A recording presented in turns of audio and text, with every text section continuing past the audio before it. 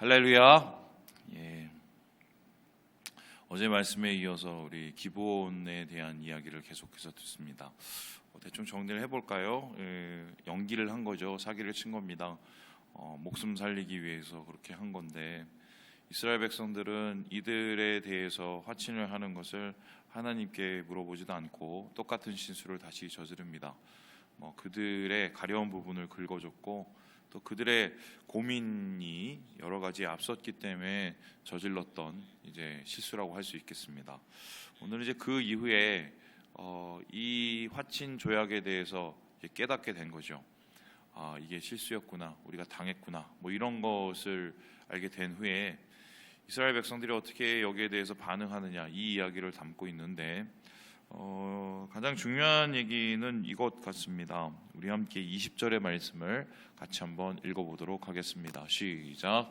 우리가 그들에게 맹세한 맹약으로 말미암아 진노가 우리에게 임할까 하노니 이렇게 행하여 그들을 살리리라 하고. 그러니까 이런 건데, 사기를 친 거잖아요, 그죠? 어쨌든 근처에 살지도 않는데 근처에 사는데 근처에 안 사는 것처럼 얘기를 했고, 멀리서 온 것처럼 또 꾸며댔고, 그러면 당연히 이거는 계약적으로 봤을 때는 그냥 파기죠. 왜냐하면 이게 그 자체가 이제 틀렸으니까. 그런데 문제는 여호와의 이름으로 맹세를 했다는 겁니다. 그래서 여호와의 이름으로 맹세를 해서 그들을 살려주기로 작정을 했다, 이런 겁니다. 그러면서 어떻게 알아보지도 않고 이렇게 덜썩 그거를 손을 잡고 화친을 맺었느냐, 이렇게 이제 따지기 시작하는 거죠, 지도부를 향해서. 그러면서 여기 이 말이 좀 고민해 보아야 될 말입니다. 우리가 그들에게 맹세한 맹약으로 말미암아 진노가 우리에게 임할까 하노라.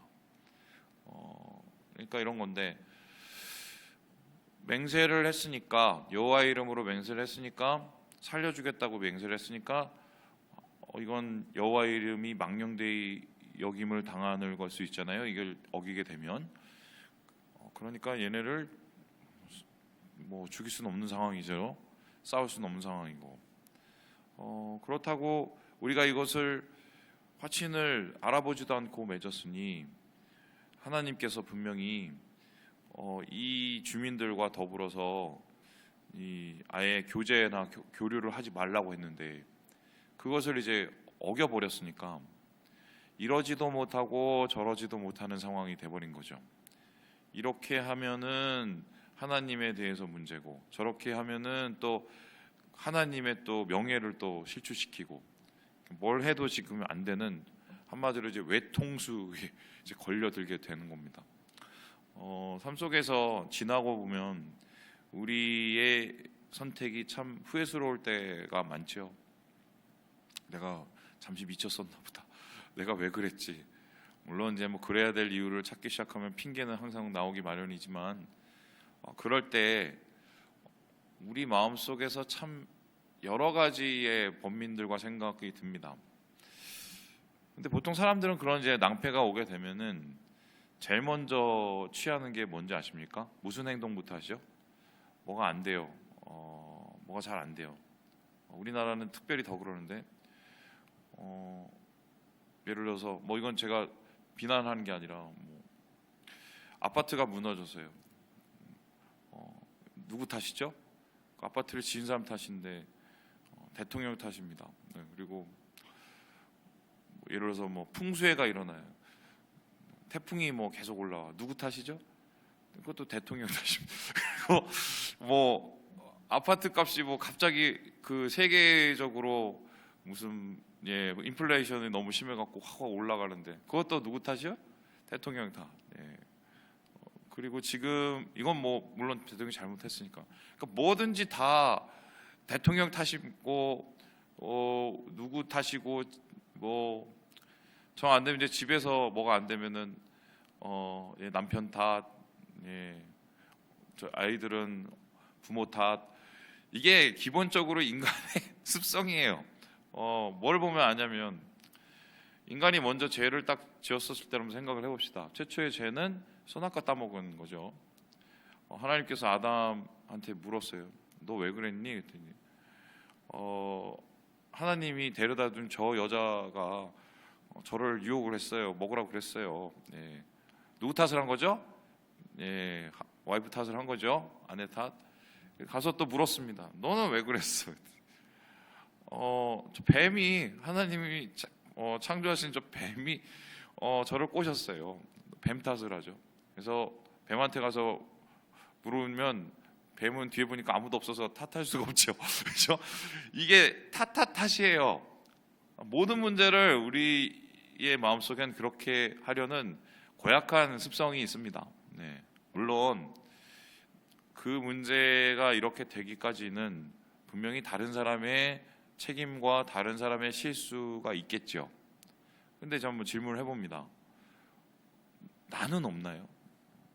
내 실수는? 내가 한 선택은 없어요? 물론 퍼센테이지로 따져서 내가 적을 수도 있고 그 사람이 많을 수도 있겠지만 찾아보면 사실은 많은 부분에 있어서 내 선택, 내 잘못, 내 실수, 내 판단, 잘못된 판단 이게 사실은 많죠. 근데 문제는 어떻게 되냐면 탓만 하면 화풀이는 될 수 있을지 모르겠는데 문제는 절대 해결이 안 됩니다. 제가 얘기를 하나 해드릴게요. 예전에 한 청년이 있었었는데 이 청년의 행동에 굉장히 문제가 많았습니다. 그래서 공동체 안에서 하필이면 리더였는데 어느 순간 되니까 이 친구의 좀 이렇게 영향력이 좀 안 좋게 드러나서 제가 그걸 해결해야 되는 상황까지 왔어요. 그래서 불러다가 누구누구야, 너는 도대체 왜 그렇게 행동을 하니? 지금 그것 때문에 우리 리더십들이 되게 좀 힘들단다. 네, 솔직하게 얘기를 했죠. 전 그때만 해도 그냥 뭐 이렇게 되게 거칠었던 것 같아요. 근데 그랬더니 이제 이 친구가 자기가 이제 살아온 인생에 대해서 이렇게 착 얘기를 하는데 결론은 이제 뭐냐면 이제 어머니가 너무 엄격해서 그리고 아버님은 너무 무뚝뚝하고 뭐 그런 게 이제 쌓여 있었고 자기 형제 자매는 자기에 대해서 관심을 하나도 안 가져주고 뭐 이런 얘기를 쭉 하는 겁니다. 살아온 인생에 얘기를만 들어보면 얘는 정말 그럴 수밖에 없는 인생이에요. 이렇게 행동을 할 수밖에 없는 인생. 뭐 틀린 말은 아니겠죠. 뭐 제가 그랬어요. 그럼 앞으로 어떻게 할 건데? 그랬더니 답이 없어요. 무슨 말씀인지 아세요? 탓만 하면 미래가 없어요. 내일이 없어요. 물론 그런 환경이 나를 그렇게 만들고 그런 문제들이 나를 어렵게 한 건 사실이겠지만 제가 그 친구한테 그렇게 얘기했어요. 결국 네 인생 아니냐고. 네가 해결해야 될 인생이라고.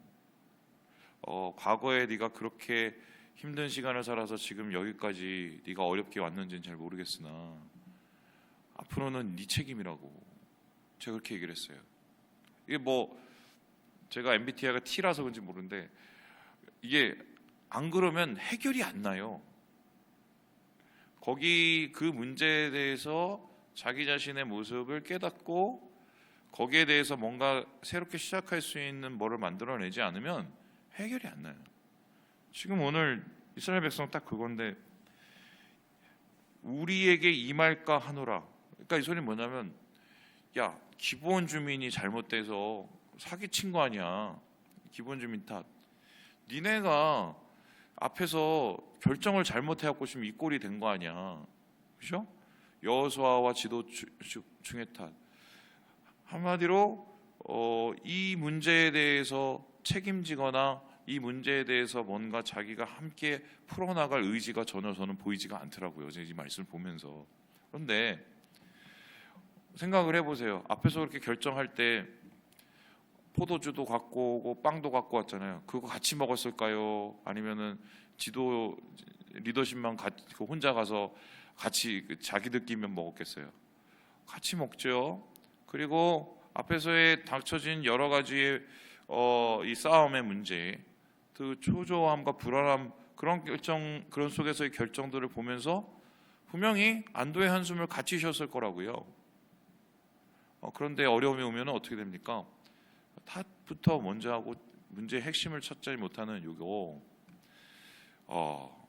사실 이게 해결이 먼저 되려면 어떻게 되냐면 우리가 왜 그랬을까?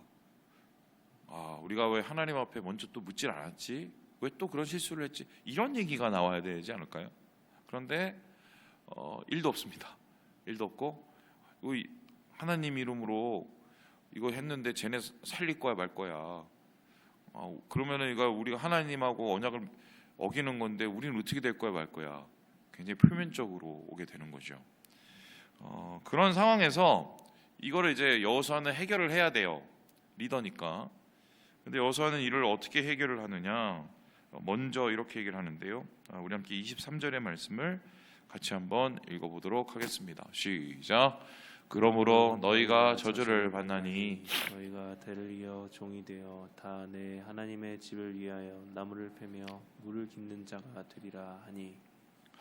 이게 상당히 지혜로운 판단이라고 저는 생각을 하는데 이걸 여호수아가 개인적으로 생각해서 이렇게 한 건지 아니면은 하나님 앞에 이것을 엎드려서 회개하고 하나님께 지혜를 구한 건지 그건 되게 정확하게 나타나 있지 않지만 이렇게 한 겁니다.